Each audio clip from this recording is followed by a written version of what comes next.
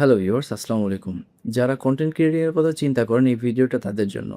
দেখুন, content creating আসলে একটা প্যাশন থেকে আসে। যখন আপনার কন্টেন্ট ক্রিয়েটিংটা ভালো লাগবে, তখন থেকে হচ্ছে কন্টেন্ট ক্রিয়েটিং এর যাত্রাটা শুরু হয়। আর এটা প্রচুর ধৈর্যের একটা কাজ। যদি আপনার ধৈর্য ধরে কন্টেন্ট ক্রিয়েটিং করার ইচ্ছা না থাকে, তাহলে এটা শুরু করার কোনো দরকার নেই। আমি আপনাদেরকে ৫ টা স্টেপ বলে দেব। যে ৫ টা স্টেপ যদি ফলো করতে পারেন, তাহলে অবশ্যই আপনি কন্টেন্ট ক্রিয়েটিং করতে পারবেন।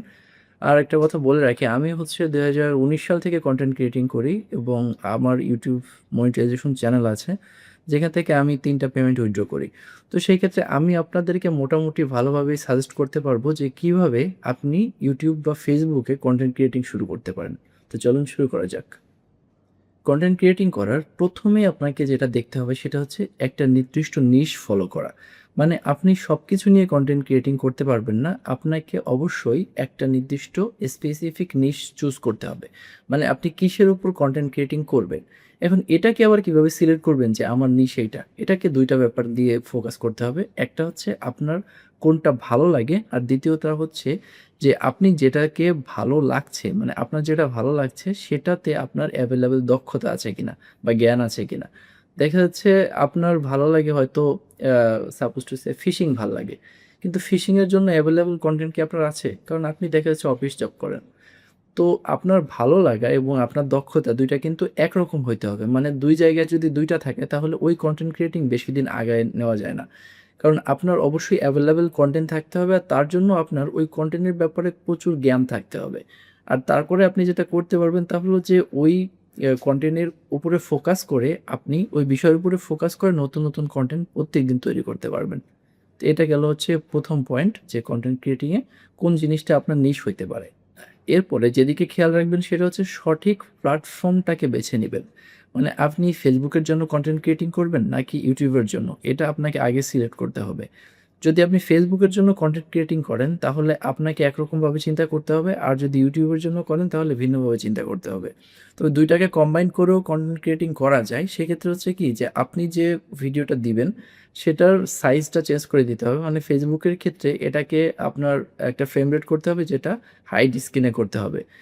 ওয়াইড স্ক্রিনের ভিডিওগুলা কিন্তু Facebook এ খুব একটা দেখে না মানুষ। মানুষ সবসময় স্ক্রল করে এবং সেই সূত্রে ভিডিওগুলা দেখে থাকে।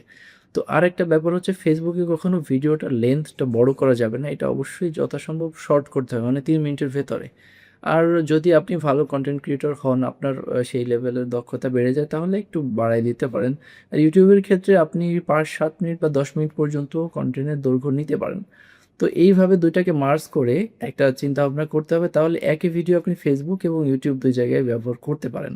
তো এটাই বললাম যে প্ল্যাটফর্মটা আগে সিলেক্ট করুন। অবশ্যই একদিকে হলে সবথেকে ভালো, হয়তো Facebook নয়তো YouTube।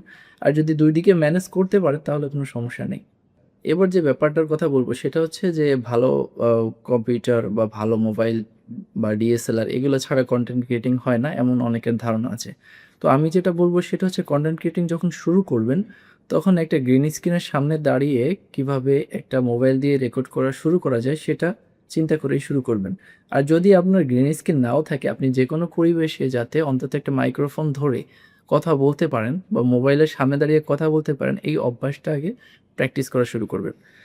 আপনি যদি ক্যামেরার সামনে দাঁড়িয়ে কথা বলা শুরু করতে পারেন এবং আপনার যদি কথা আটকে না যায়, আপনি যে বিষয়টা নিয়ে উপস্থাপন করতে যাচ্ছেন সেটা যদি ভুলে না যান এবং আপনি আপনার ট্র্যাকিং এ থেকে যদি ভিডিও কনটেন্ট ক্রিয়েট করতে পারেন, তাহলে অবশ্যই আপনার কনটেন্ট এক সময় না এক সময় রিচ করবেই।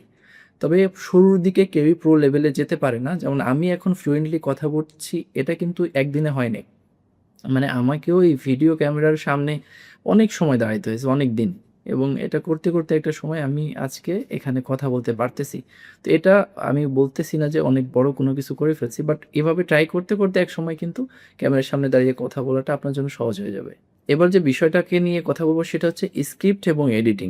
আপনি যে বিষয়টা নিয়ে বা যে কনটেন্টটা নিয়ে কথা বলবেন, স্পেসিফিক্যালি নির্দিষ্ট সময়ে, বা আমি যেমন আপনাদেরকে এখন কনটেন্ট ক্রিয়েটিং নিয়ে কথা বলছি। তো এর জন্য কিন্তু আমার একটা স্ক্রিপ্ট আছে, যেটা আপনি এখন দেখতে পাচ্ছেন। তো এ ধরনের একটা স্ক্রিপ্ট কিন্তু আপনার থাকতে হবে এবং তার সাথে আপনার টুকটাক এডিটিং জানতে হবে। যদি আপনি মোবাইল দিয়ে এডিট করেন, তো সেক্ষেত্রে CapCut আছে, অথবা মোবাইলের বিভিন্ন এডিটর আছে যেগুলো ইউজ করতে পারেন। বাট আমি কম্পিউটার দিয়ে এডিট করি, তো সেক্ষেত্রে আপনি Camtasia ইউজ করেই ভিডিও এডিট করতে পারেন।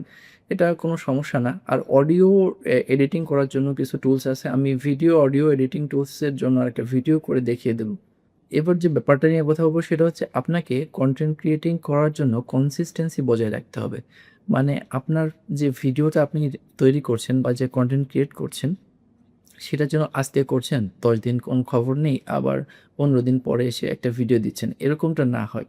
এবং ১ম দিকে আপনি কতজন অ ভিজিটর আপনার ভিডিওটা দেখলো বা কতজন আপনার চ্যানেলে সাবস্ক্রাইব করলো বা কতজনে লাইক করলো, কমেন্ট করলো, এদিকে কখনোই ফোকাস করবেন না। আপনি জাস্ট চিন্তা করবেন যে কিভাবে আপনার কনটেন্টটা সবার কাছে পৌঁছানো যায় এবং আপনি যে নিশটা নিয়ে ভিডিও করছেন বা কনটেন্ট ক্রিয়েট করছেন এটা যেন মানে আপনি একটা কমিউনিটিকে দিতে পারেন। মানে আপনার যে অবশ্যই তো আপনি কোনো একটা কিছু শেখাবেন বা কোনো একটা কিছু জানাবেন বা কোনো একটা তথ্যভিত্তিক কাজ করবেন। মানে যেটা কারোর প্রয়োজন। কারণ অপ্রয়োজনীয় ভিডিও তো আর কেউ দেখে না। আর যদিও দেখে থাকতে পারে সেটা আমার টপিকস না। কারণ আমি কখনোই অপ্রয়োজনীয় কোনো ভিডিও আমার জীবনে ক্রিয়েট করি নাই। আর এই সব ব্যাপার যদি ফোকাস করে যান তাহলে হয়তো ৬ মাস বা ১ বছরের ভেতরে আপনি YouTube এ বা Facebook এ যেকোনো জায়গায় মনিটাইজেশন পেয়ে যাবেন।